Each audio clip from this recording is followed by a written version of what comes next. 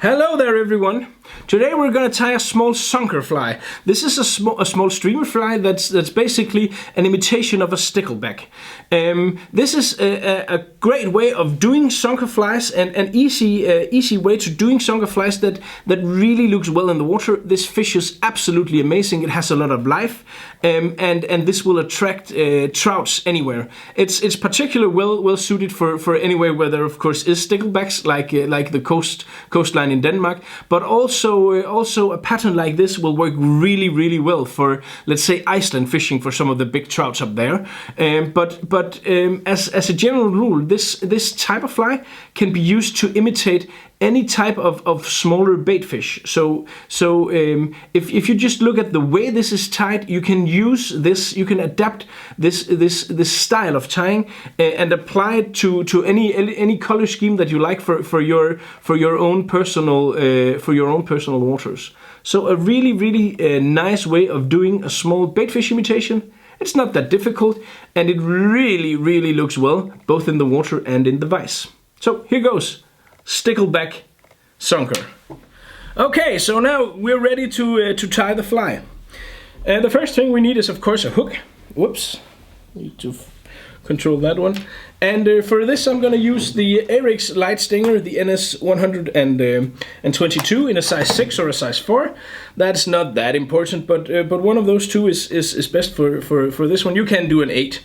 Even a 2 if you like. That depends on the water you're fishing. And basically we start out by attaching some tying thread all the way down to where the bend starts. And it's important to have something that covers your entire hook shank, because we're going to add some non-lead wire. If lead wire is available in your country, you can use that. We're going to add some non-lead wire here to give this fly a bit more bulk, a bit more density, and make it sink a bit faster. Like so. And in order to fill out the body part of this, to fill out the mylar body here, we need to apply something now, some sort of material to actually compose a dubbing body. I have just this is basically some leftover crap from another fly I tied, and I can use that, or you can basically use dubbing. The most important thing about this is just that it's fairly neutral in color, so that it doesn't, shine through the actual opaque mylar. So just something that is basically kind of neutral in color. You see this gray thing here from a silver fox that I used to tie an Ellie shrimp is good, and this way you get to use something that was basically useless. So use something you've just laying around, or a dubbing, a light dubbing that you don't use for anything or stuff like that. If you can, then try to taper this so that it gets a bit thicker towards the front of the fly. This will make it easier for you to get the fly to have the right properties and look the right way. So as you can see here, basically I've just created a kind of dubbing buggy thingy here. Just need a bit more here for the front. But as I said, if you have, for instance, flesh dubbing in pearl or something that along those lines, that works very well as well.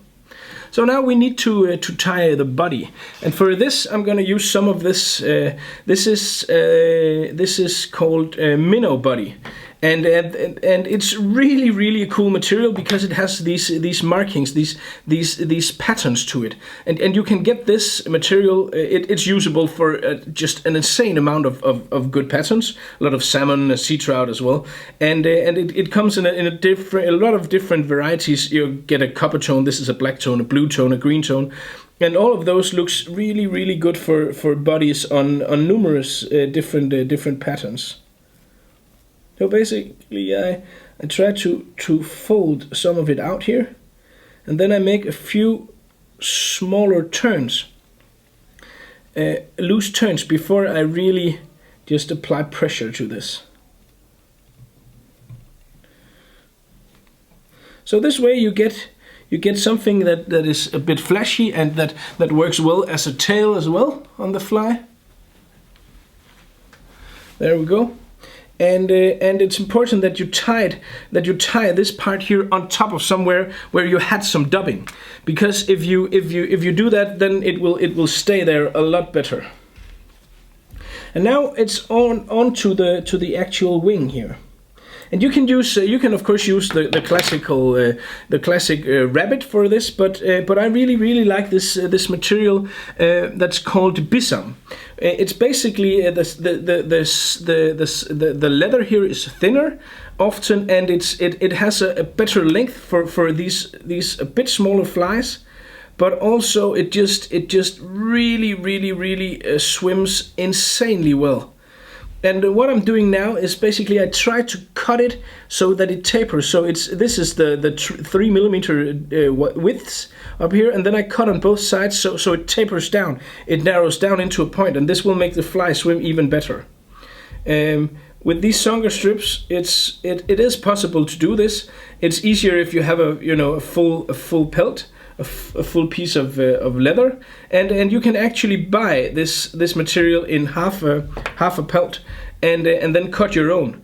That's a neat idea as well, and that looks good. But for a fly like this, it's fairly easy to do it as I did there, to basically just cut it a bit into shape so it tapers. But it's important that it tapers.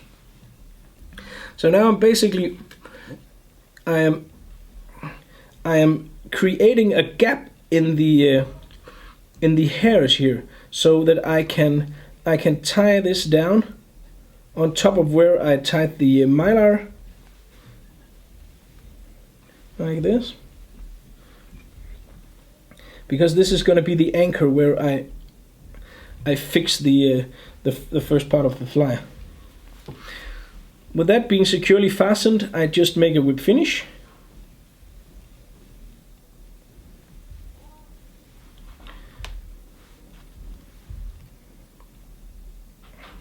Fastened, and if you can, I use white thread, and that's not a problem here. But if you don't like the white thread, use a black one, and you can even, if the white one annoys you and you rather have a black one, you can just use a marker. And basically, you see now the white is completely gone and it's black instead. I don't know. That's just, you can even make it red if you like, if you have a waterproof markers, then you can do a lot of fun stuff with that. So basically that's the first part of the fly now. It's done. Of course, apply a bit of varnish or a bit of Sabagap or whatever you use as varnish for this here. Just a small amount there to make sure that the fly will last longer and your Zonker will stay in place. And I fold this back, and I pull in the mylar tubing as much as I can before I. Yeah, this is a bit tricky. You have to pull you have to simultaneously pull in the mylar and tighten your tying thread to get the correct body. Let's see how this looks if I did it. Yeah, this looks nice. So that it's not, bulky or thicker. It has to be at least the same width and the same thickness all the way up here. The ideal then it's thinner further down, and then it tapers a bit upwards. It's not. It's just to make the fly look as good as possible. It's not crucial for how the fly fishes, but it's nice when I got myself stuck on the hook there. Hope I don't bleed too much. But it's nice to when you want to look at the fly and see how the fly actually looks. So cutting away all this stuff we don't need, and then basically I try to build a small head up here, because what we need now is a hackle. And here you can use a pure red hackle, you can use a grizzly red hackle, or you can use one of these black laced whiting hackles, which I am really fond of. They just look absolutely amazing. And if you haven't checked out these black laced hackles, you should, because they are just awesome. The reason why I'm using a red one is because I would like some contrast, and also since this is a stickleback, then the male sticklebacks are quite red when they are in the spawning season. I don't know if you have a spawning, if you say that, but when they're building their nests and spawning, they get very aggressive and attacks almost anything.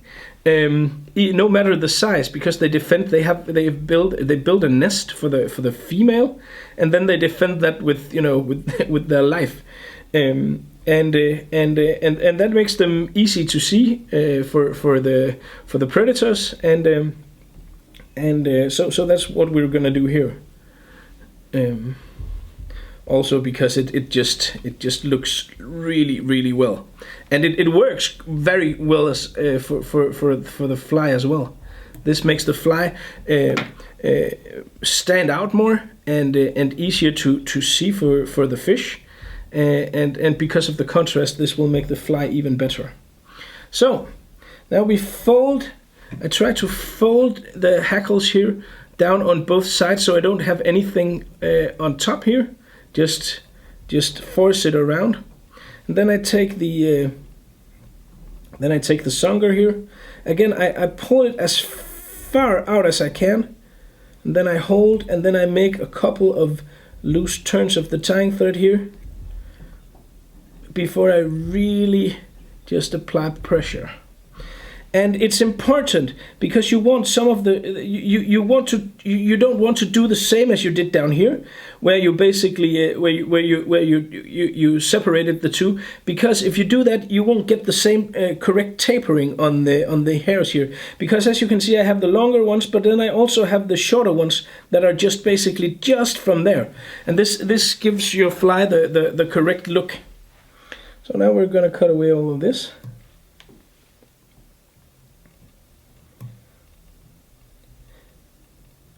Here it's very important to have a good pair of scissors, as always.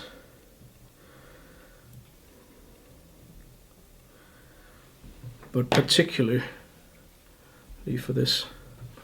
I'm actually gonna open a new scissor I just got. I'm gonna show you that as well. This is a really cool set of scissors. This is the renowned Black edition, and it's just pointy as. Oh, you saw that? See how insanely close I can get? I should have used that all along.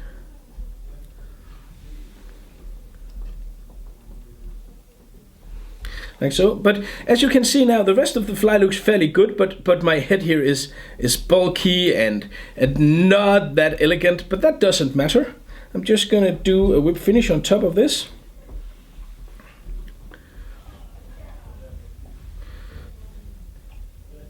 Because what we're gonna do is we're gonna apply a Flyman fish skull in 3mm. You can, if you, depending on the size, of course, of fly you're doing, you can vary this, but I'm gonna use it in 3mm because that fits on here.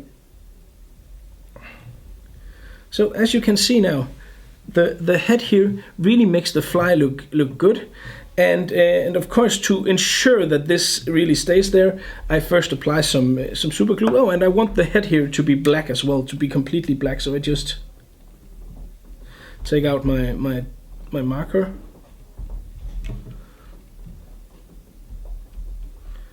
And just cover everything so everything is black. Again, like that. Take some of my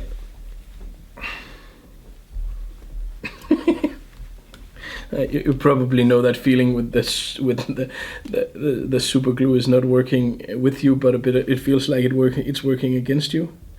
Just apply some varnish here. I need to open a new one. I can see how it's gone all sticky on me and stuff. And then I take my fish skull.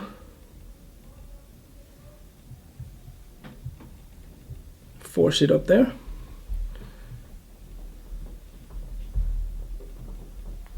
Make sure it's in the right place. And then a bit of glue on both sides. There is a small dentation or small groove in this, and if you don't like these fish skulls, you can of course make your own head using UV glue. But this fly is fairly heavily weighted already, so it will fish really well with the fish skull. One of the things that you need to take into account if you use these fish skulls is you need to weight your flies, unless you're fishing with sinking lines or intermediate lines or stuff like that, because they can hold a bit of air. It's not going to be the case here because it's really filled, it's really compact, the fly here, but they can sometimes hold some air. And well, basically there you have it, the small Zonker stickleback pattern. Really looks well, and it's very lively with the Zonker strip here, and it has a lot of bling due to the body here, and the composition of the colors here just looks awesome. And of course, this is a type of fly. So if you don't want this color variation, you can of course vary this as much as you like. This is basically a stylized fly. So this is a really good way of making even saltwater, making whatever types of small bait fish you like. Then tying them like this will really get you a lot of fish. I fished a lot with these, both for sea trout on the coastline, but also in Iceland, for instance, for big brown trouts in lakes and stuff like that. This way of tying a streamer pattern, a small baitfish pattern, this could be a goby even, or a sardina, or whatever. You just have to apply, if you want one for a striped bass, you just take a bigger hook and a longer Zonker strip, and if you want this to be a sand eel, you just vary the color scheme to make it green, for instance, and stuff like that. So basically, this type of fly is really highly effective. It's fairly easy to tie, and it looks absolutely amazing in the water, but also in the vise and in your box. So, as always, you can find the complete material kit and buy the complete material kit for this fly on my webshop. My webshop is called Nordic Anglers. If you haven't done so already, it would mean a lot to me if you would subscribe to the channel. And let me know what you think about this pattern in the commentary. In the commentary, there is also a direct link to a complete material list where you can buy all the materials for this fly in one single click. So swing by and let me know what you think about this and the other patterns. Thank you for watching, and hope you enjoyed, and good luck fishing.